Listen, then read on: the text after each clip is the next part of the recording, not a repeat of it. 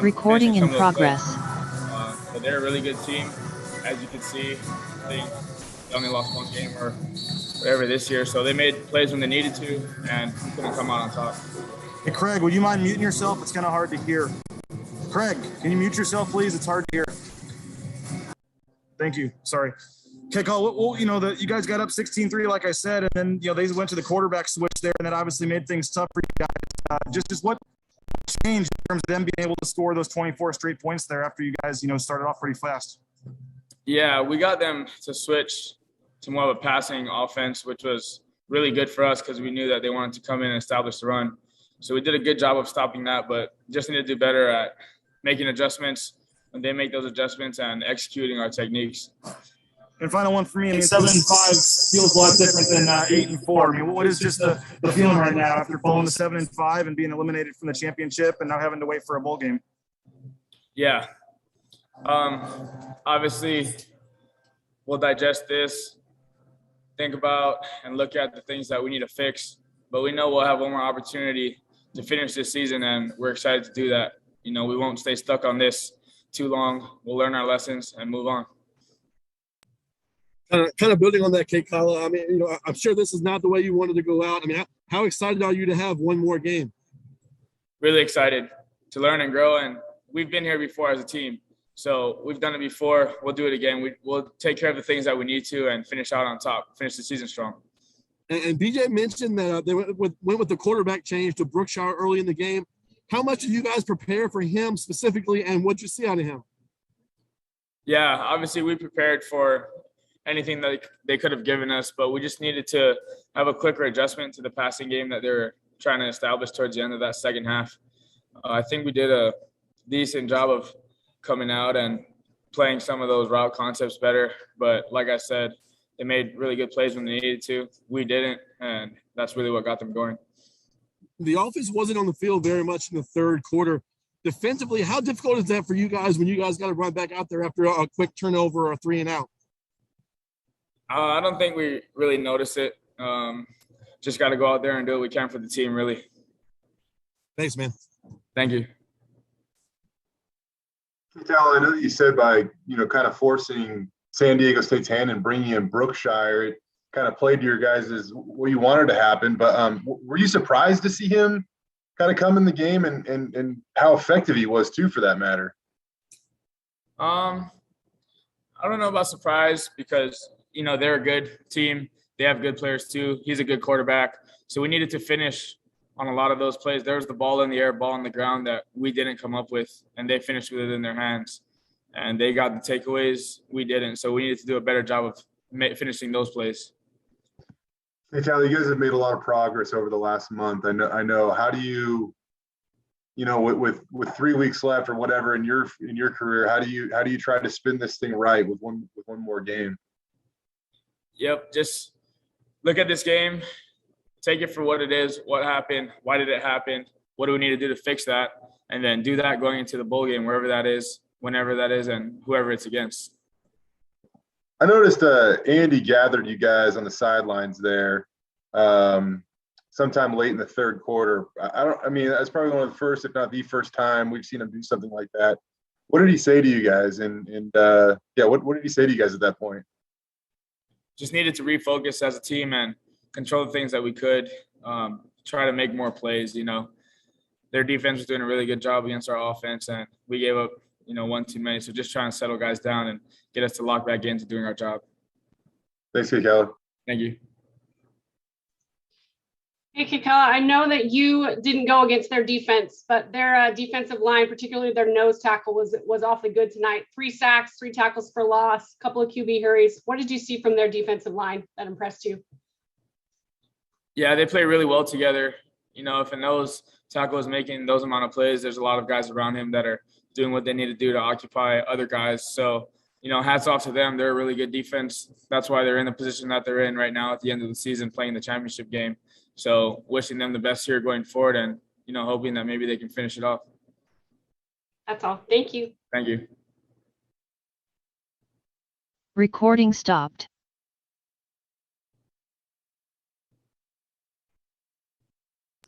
Hey, Callie, you're good. You're good. Hey, it's harder to hear in here for us, so if you could speak up, even if it seems like you guys are being really loud, because it's hard to hear in here. That would be awesome. Thank you.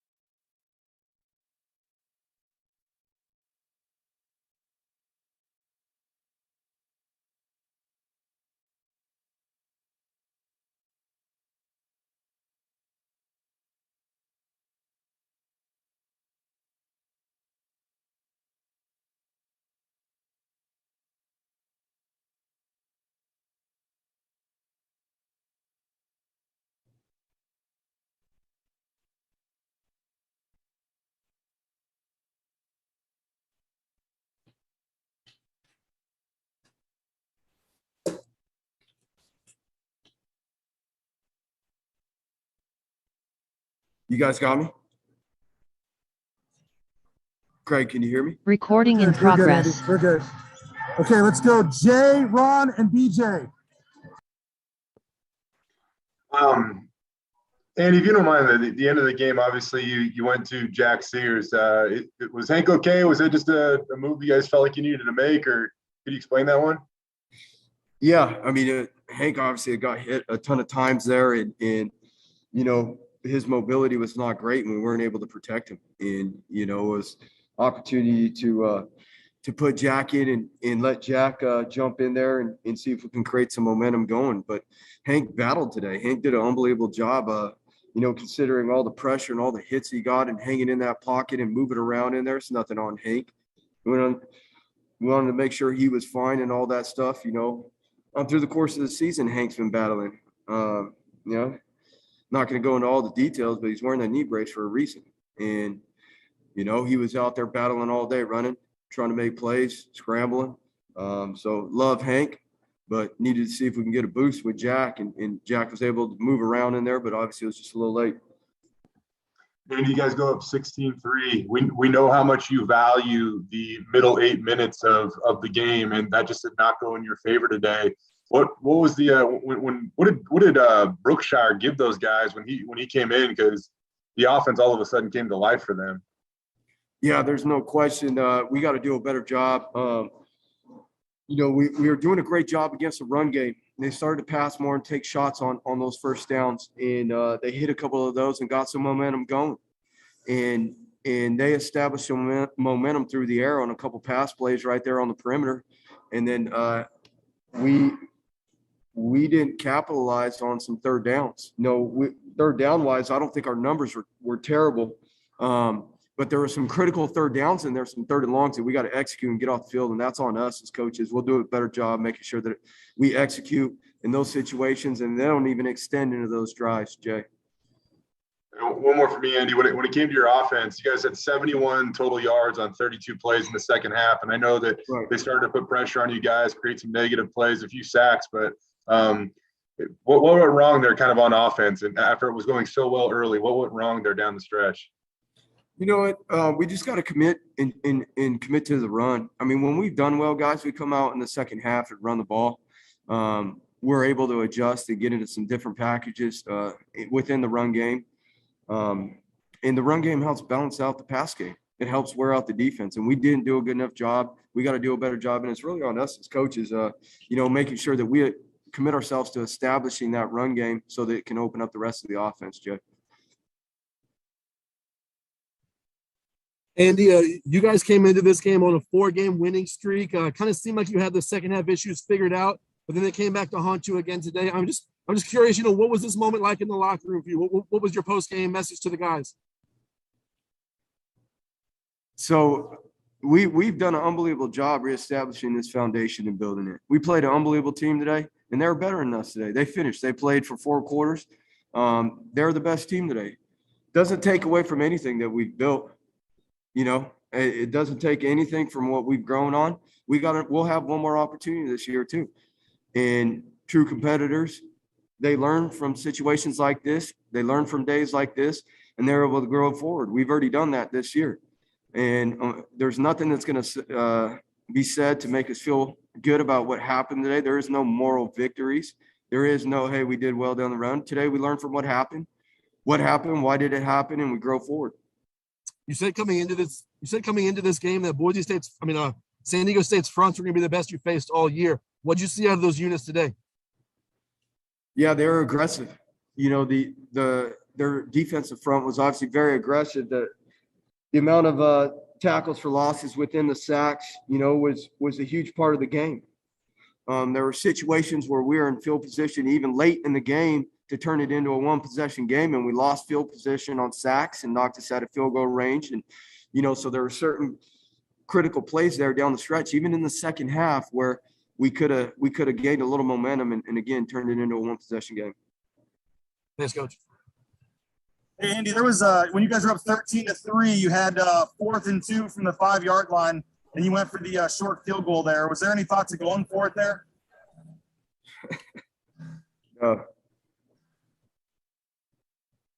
He mentioned the line. Obviously, Jake Stetz was out in this game. You know, obviously he's a key part of your team. But I mean, how much did you miss him? Because it really felt like Hank was kind of running for his life back there. Stetsy's been unbelievable this year, you know, and it's you know, unfortunately things like that happen in this game, BJ, and Stetsy wasn't able to be here, and he won't for the rest of the year. We're working on getting him healthy. But Stetsy's been unbelievable this year off the field as a leader. And obviously when he's been on the field, he's just been different.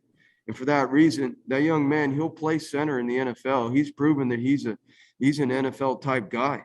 And just for our offense, what he did and how he operated and how he helped us establish the run game was awesome.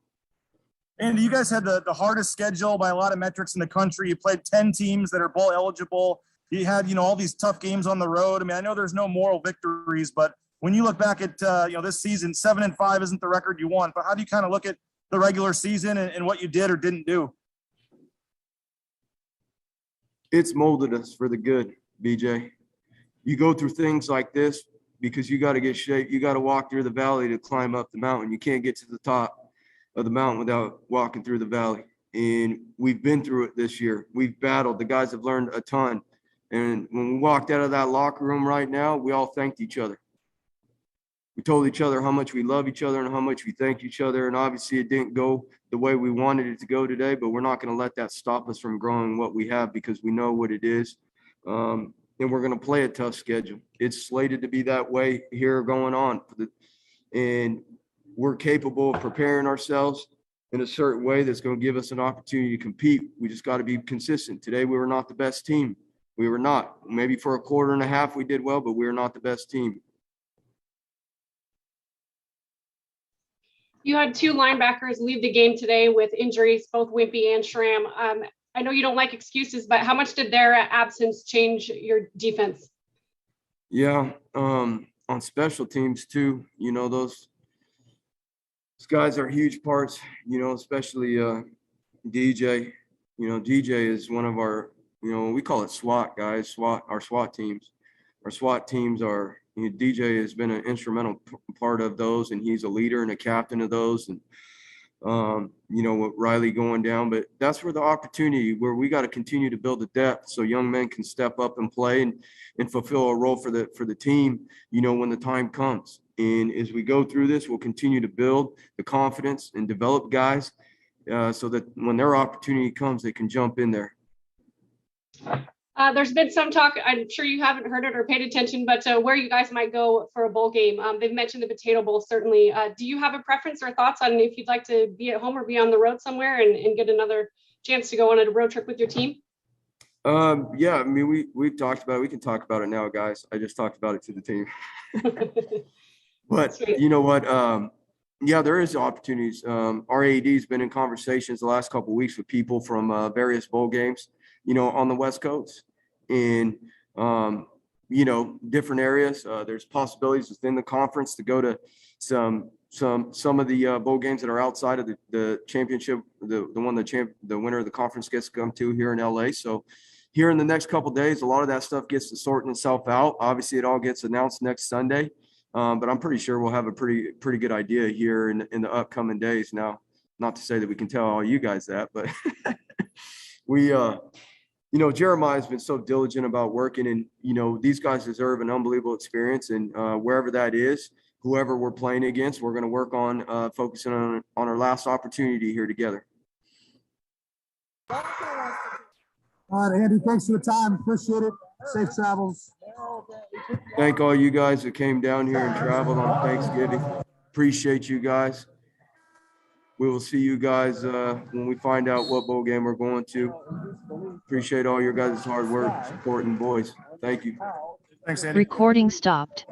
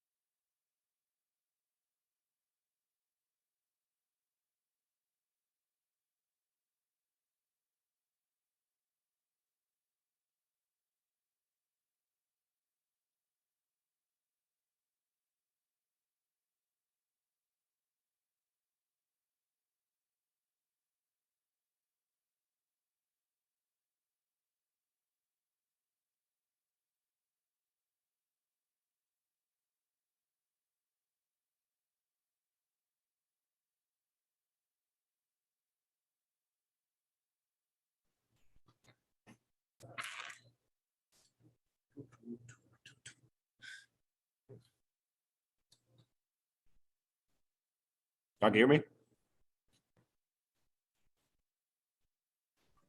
Yeah, we got you, Shaq. Cool. Recording in progress. Let's go, BJ, Jay, Ron, and Rachel. Hey Shaq, what's just the feeling like? Obviously, 7-5, a tough finish to the regular season, a tough second half. What was the mood in the locker room like? I mean, everybody fought their hearts out tonight. Obviously, not the outcome that we wanted it to be. Obviously, you want to win. I think that's obvious. But at the end of the day, hats off to SDSU. They came out and played a hard-fought second half, and we just couldn't put things together.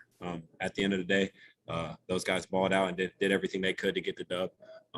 We still got one more left, and we're going to see how this plans out. What changed after you guys got up 16-3? I mean, the offense really didn't do much of anything in the second half. I mean, we just couldn't execute. We just couldn't do our jobs. We couldn't win our one-on-ones. It comes down to us as players executing and going there and doing our jobs. We know what it's supposed to look like. Obviously, we get up, to put 16 points on the board fast, and whatever we're doing is working. But for some reason, we just couldn't execute and finish the game well enough. Everybody fought their hearts out, though. Hank was a really, really tough guy. He's out there taking those hits. O-line did everything they could. Receivers, everybody, the offense as a whole, we did everything we could to go against one of the best defenses in the country. At the end of the day, those guys just came out there and played their hearts out, and hats off to them. Last one for me. I did want to ask you about the pressure they were getting and how much that affected you guys. I mean, Hank was kind of running for his life a lot back there. How hard did that make it to move the ball offensively when Hank wasn't getting a whole lot of time to throw?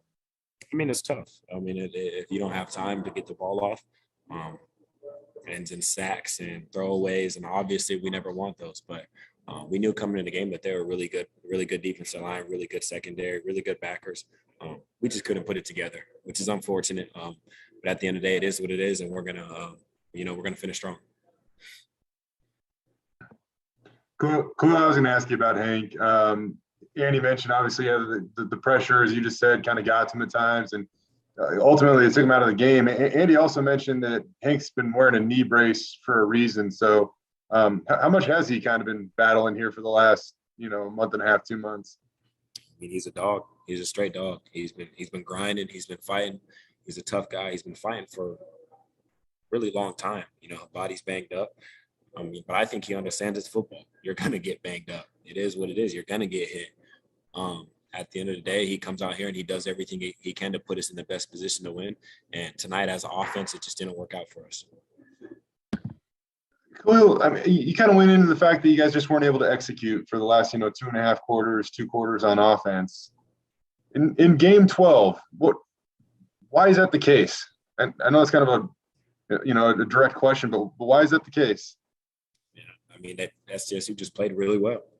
They're a really good defense. There's really no other answer to it. They're a really good defense.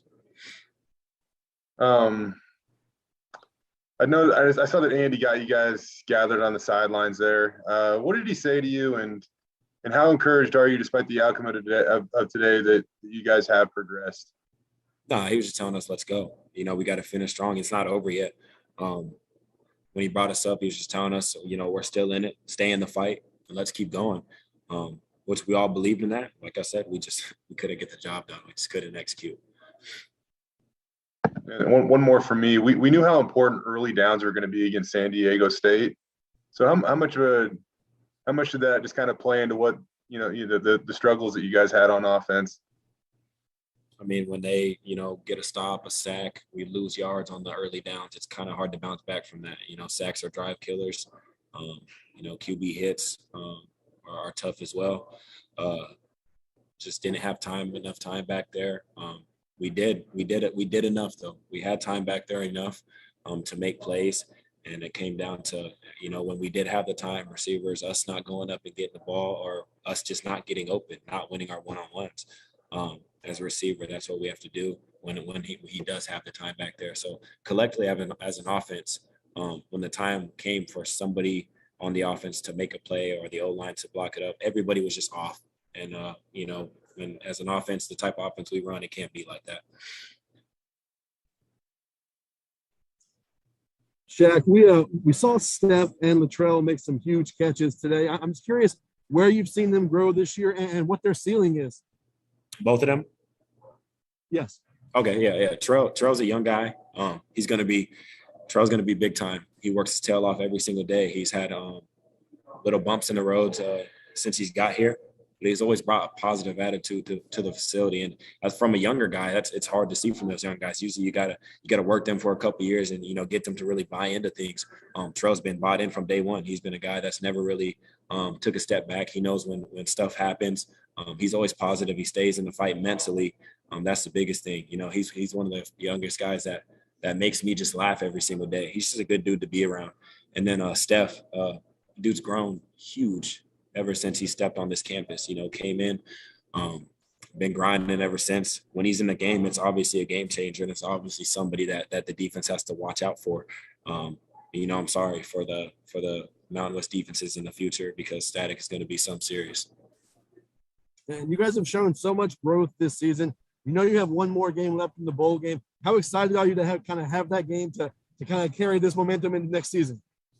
I mean, we have one more chance to come out the way we want to come out, right? Obviously today didn't go the way we wanted it to go. But with the bowl game, we have another opportunity to come out with the W and end the season in the right way. So I'm sure we're all excited to get right back to work. And obviously, you're getting a lot of pub as a potential NFL draft pick. I'm curious, if you guys do go to a bowl game, would you consider skipping it, or will you play in the bowl game? No, I mean, I honestly haven't. My mentality's never been that way. I'm not sure what bowl game we're gonna play in, but right now I'm set on playing. Recording stopped. All right, Shaq, appreciate the time. Thanks very much. Get home safely. Yep, appreciate you guys. Files are coming your way, guys. Appreciate it. Safe travels.